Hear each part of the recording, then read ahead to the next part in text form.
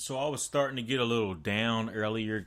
I was trying to get down. I don't get down too much, but I think it was just because I was tired and I had just gotten off work. But anyway, I was starting to feel a little down, and I was going through some old notes of words of inspiration that were spoken to me earlier this year.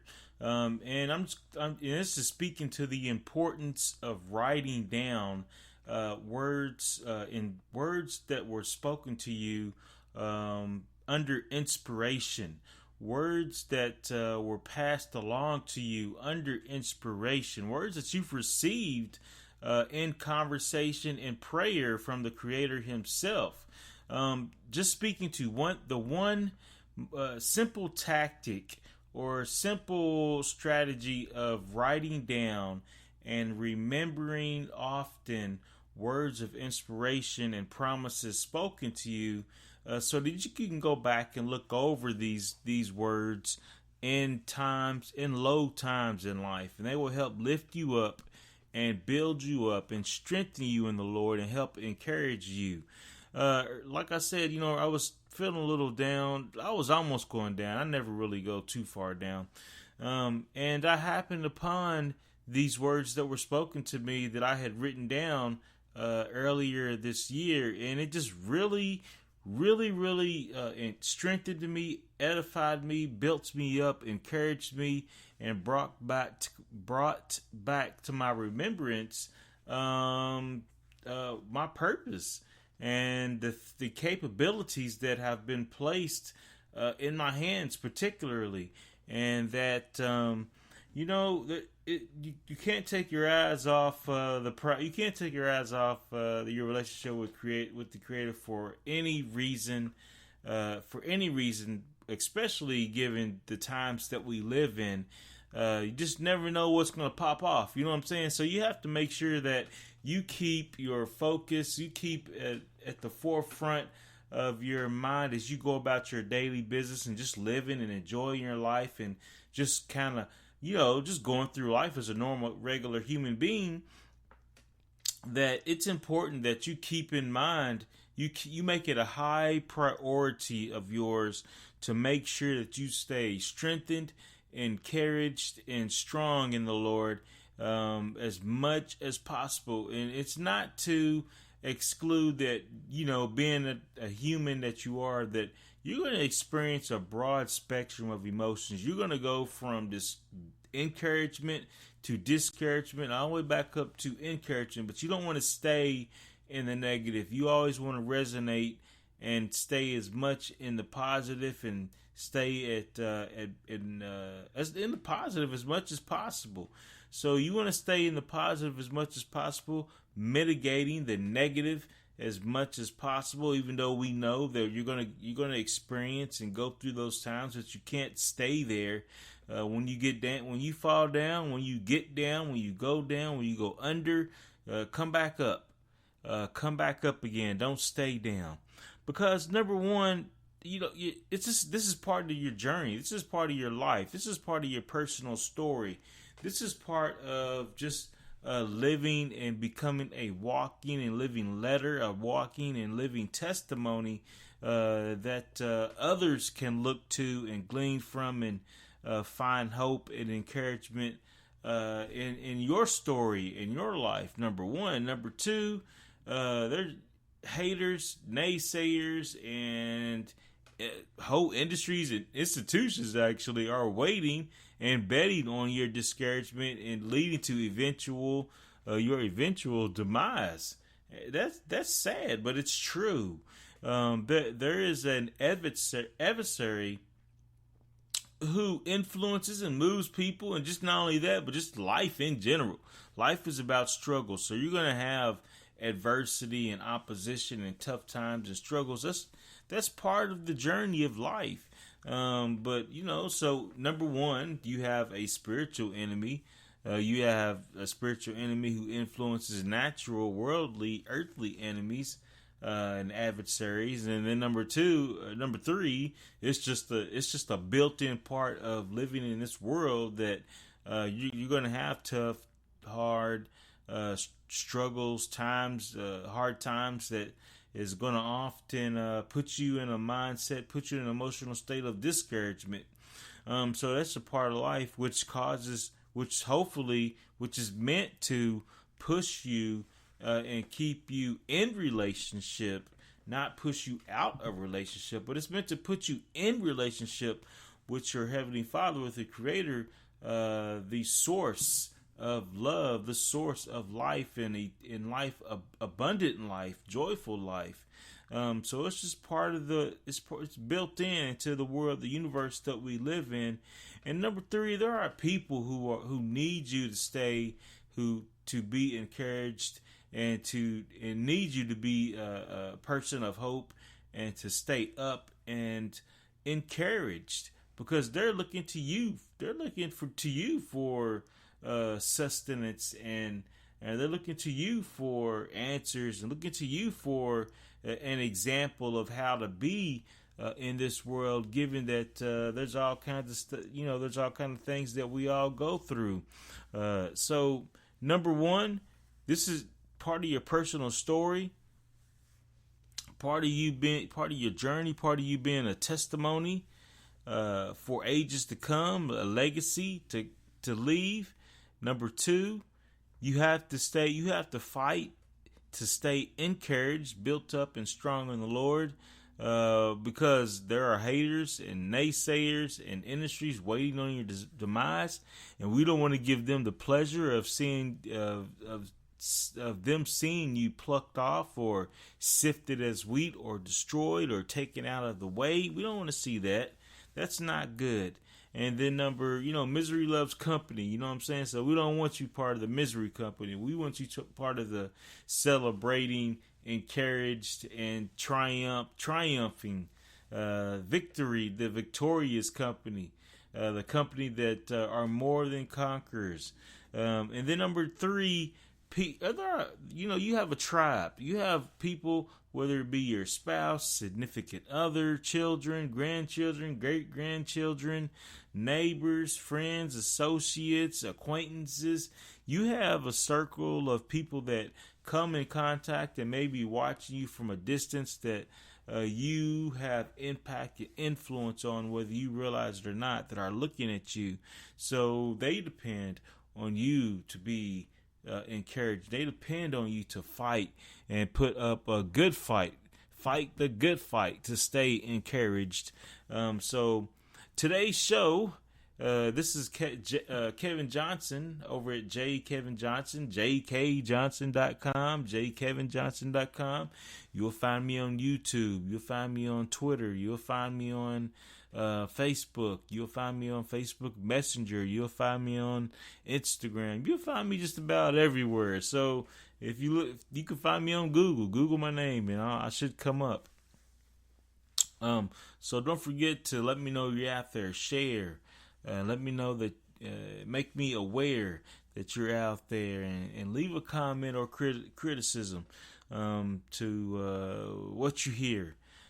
So today's show, if you don't know, if I haven't mentioned it enough, is to fight the good fight, to stay encouraged in the Lord, to stay strengthened and built up in the Lord.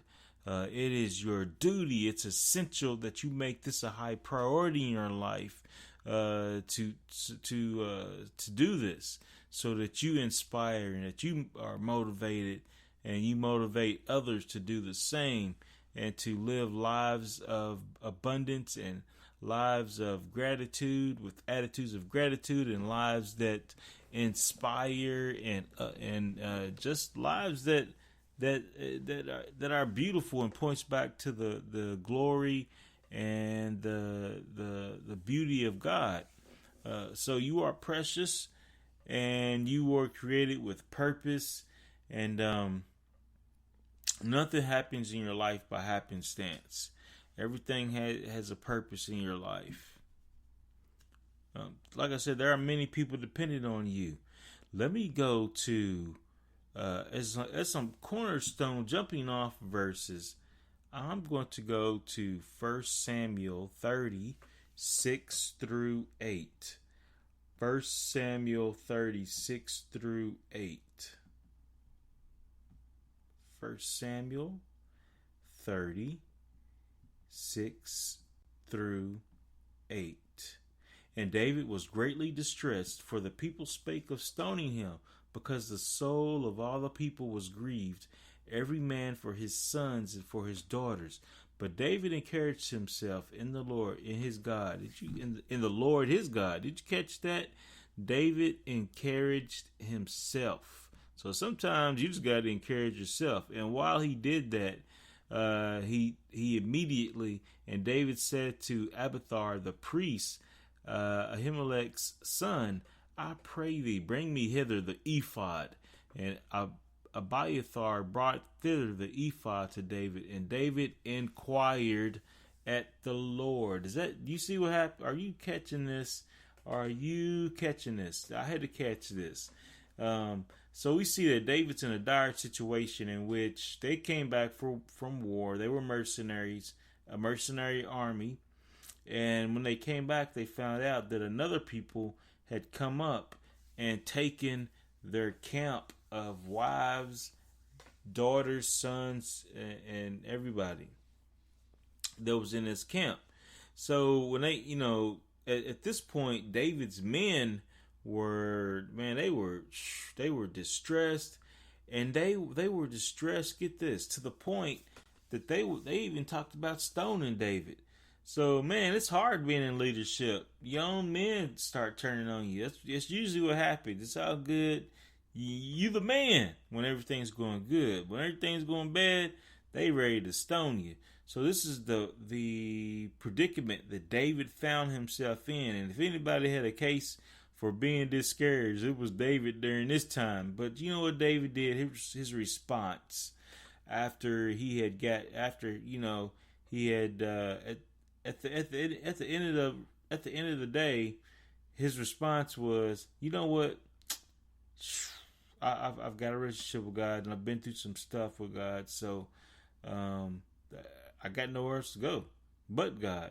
So he encouraged himself in the Lord, his God, and he went and got the utensil, the tool that was used to make a connection. One of the two tools that was used to make a connection to God. And he prayed to God. He inquired at the Lord, saying, shall I pursue? So he asked God, what should I do in this predicament, in this situation? Should I pursue after this troop? Shall I overtake them? And God answered him, pursue, for thou shalt surely overtake them, and without fail recover all. So the Lord immediately answered. Well, we won't say immediately. He didn't say that. It just says that God answered. Said, yeah, do it. Do that. You can do that. You can do that, or you cannot do it. But know that if you do pursue, that yes, you will overtake them and you will recover all. So that's encouraging. So number one, just what I wanted to get out of this is, because sometimes you just got to do it. You just got to go in for yourself and encourage yourself. A lot of times the other ones ain't going to be standing around waiting to encourage you and pat you on your back or give you uplifting or edification. You just got to go in for you. You got to know where to go.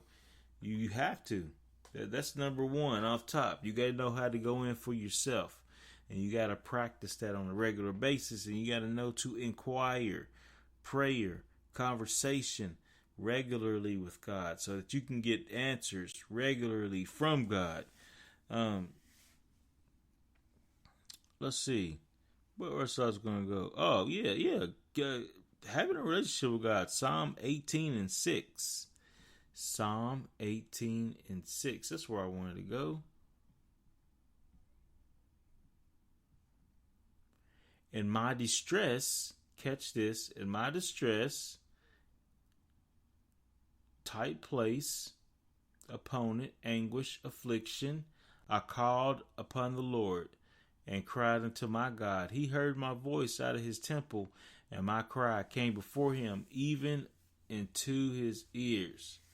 So we see that in David's distress, one of his tactics for getting out of distress was calling upon the Lord.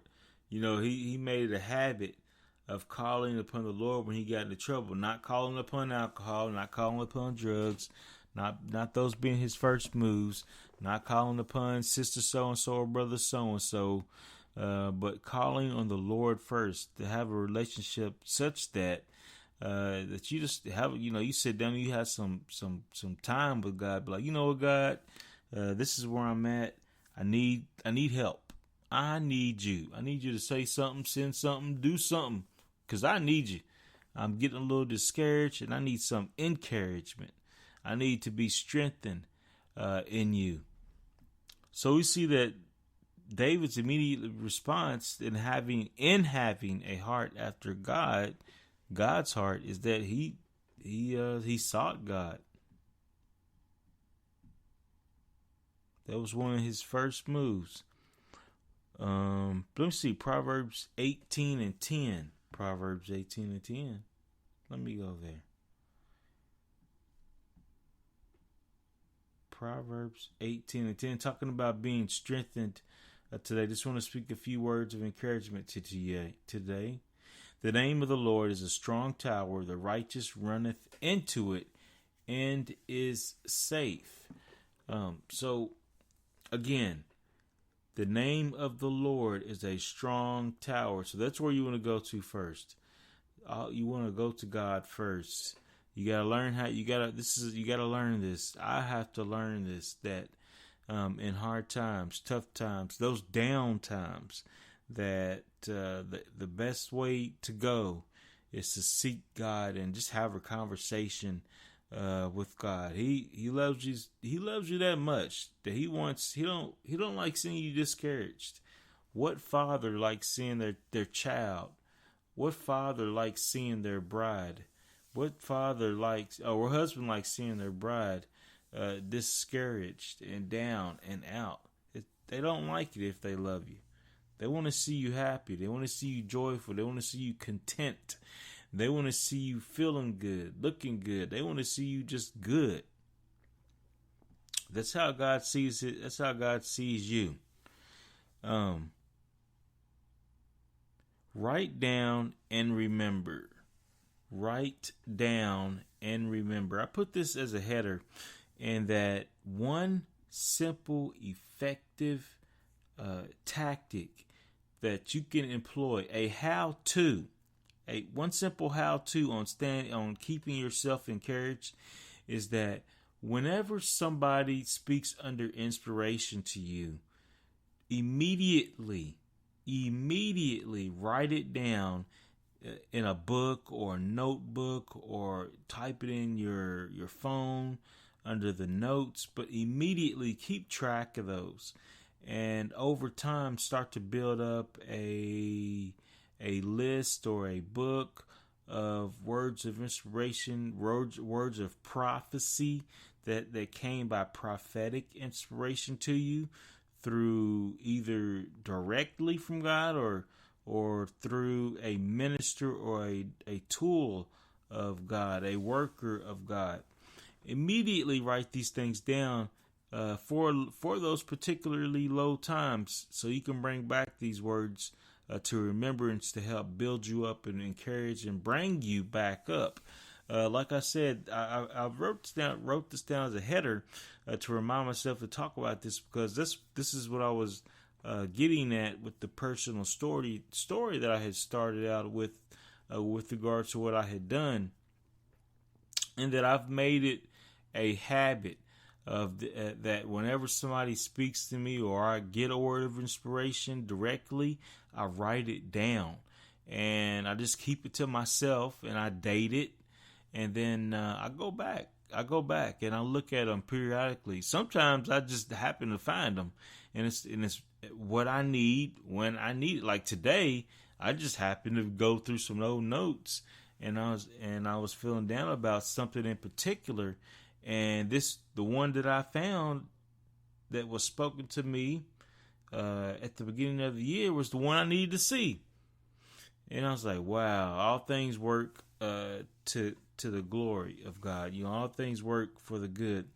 And it was just the one thing that I needed to see today to keep me in line, pick me back up, and put me back on track. So one simple, effective how-to tactic is to write down, remember, and frequently go over it. Number 2, you have to fight to stay encouraged because the enemy is waiting for your demise. Misery loves company. And if you know anything about the adversary, he's got a home waiting on him. And he's taking all he can with him. He ain't going by himself. Job 1:7-22. This is his nature. We can go more. We'll later on go more into it. But just looking at Job 1:7. Job 1:7-22. I won't read all of it though. There was a man in the land of Uz whose name was Job, and that man was perfect and upright, and one that feared God and eschewed evil. And there were born to him 7 sons and 3 daughters. His substance was also 7,000 sheep and 3,000 camels, and 500 yoke of oxen and 500 she-asses, and a very great household. So that this man was the greatest of all the men of the east. And his sons went and feasted in their houses, every one his day, and sent and called for their 3 sisters to eat and to drink with them. I'll go down to verse 6. Now there was a day when the sons of God came to present themselves before the Lord, and Satan came also among them. And in this particular story aspect that we see about Satan is it just means arch enemy of good. Well, it means the arch enemy of good, adversary, opponent. So it just means opponent. And the Lord said unto Satan, whence comest thou?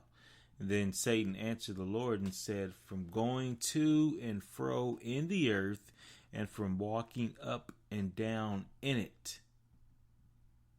And the Lord said unto Satan, hast thou considered my servant Job, that there is none like him in the earth, a perfect and an upright man, one that feareth God and escheweth evil? Well, see, now we see that there's a conversation going on, and God's the one that pointed out Job and said, have you considered? Looking at Satan's nature is that his nature is adversarial and its opponent. He's a trier. He's a prover.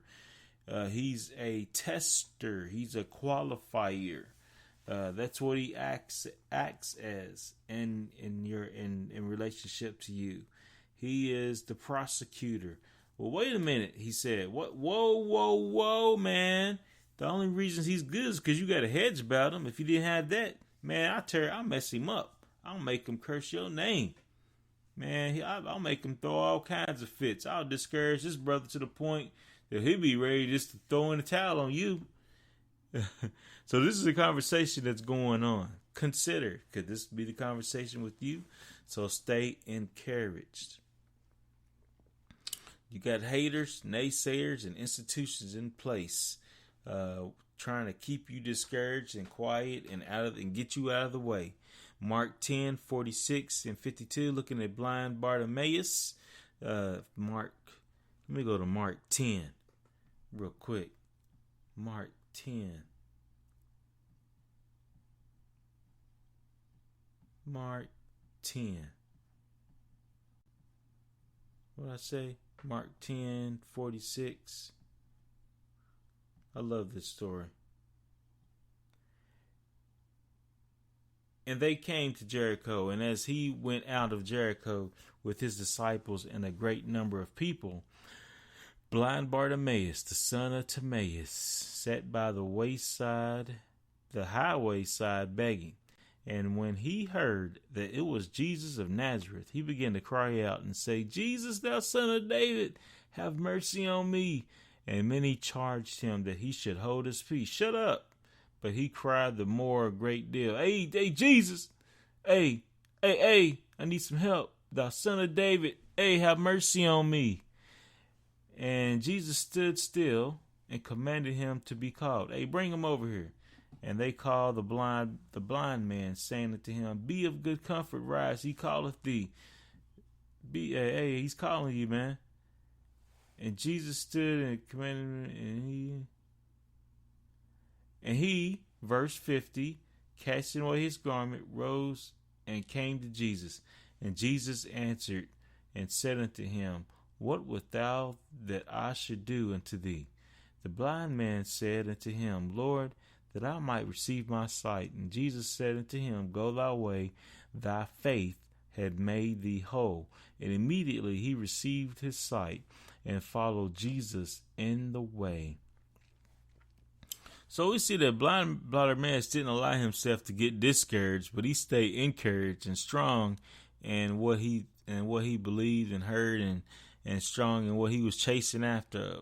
He stayed encouraged. He didn't let naysayers stop him or haters stop him. He kept on going. He saw an opportunity. He took it.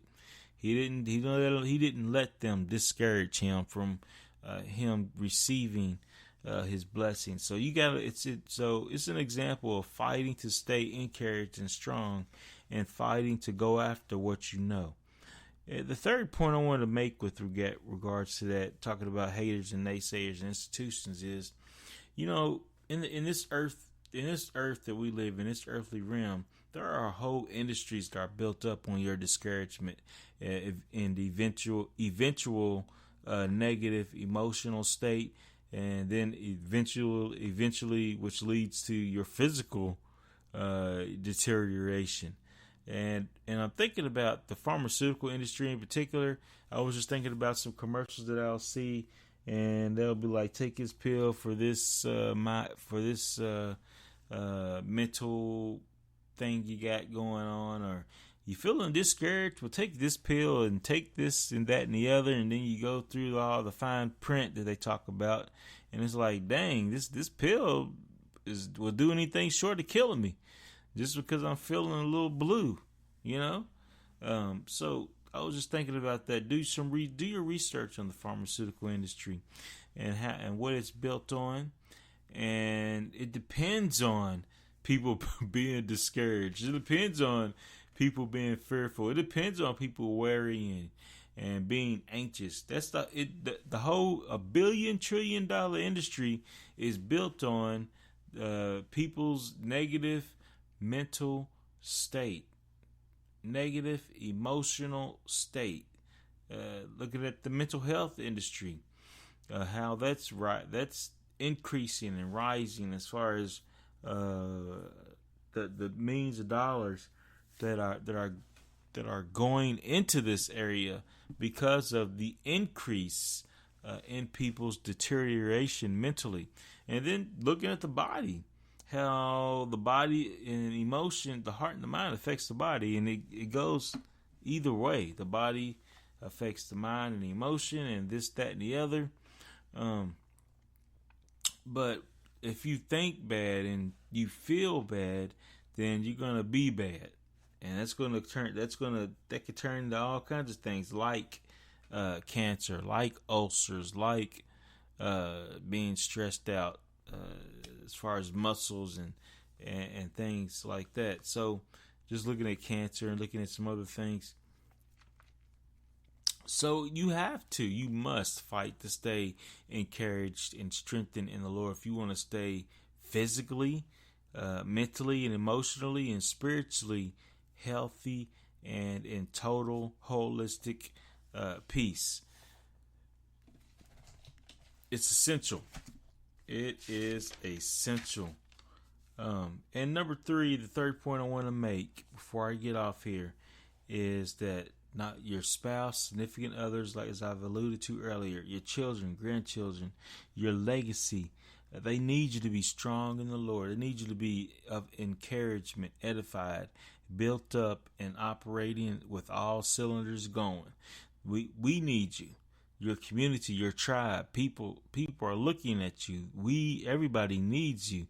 To the body of Christ, the called out people of the way, need you. The church needs all hands on deck, especially in this world and time that we live in. All hands must be on deck, sober and ready and willing to do the work of the Father that you were designed in all your precious beauty to be. So this is Kevin, just talking some words of encouragement and hope in your life today, inspiring you and motivating you to stay encouraged and strengthened, and about your Father's business as you live your life that your Father has given you to enjoy and pursue, and just to experience, and one simple tactic, one simple strategy that you can implement in your life, just to kind of rehearse is and reiterate, is to write down and remember words of inspiration for those times of desperation, those times of depression and suppression, for those low points. You want to break out that book of remembrance and say, I'm down, but you know what? Just looking at this and looking at these words, I think I can go another moment, another time, another day. I'm encouraged. Let me seek the Father further through His Son Jesus Christ. So this is Kevin, just talking words of hope. May His face shine on you and give you peace. Thanks for joining me. I look forward to talking to you all soon. Bye bye.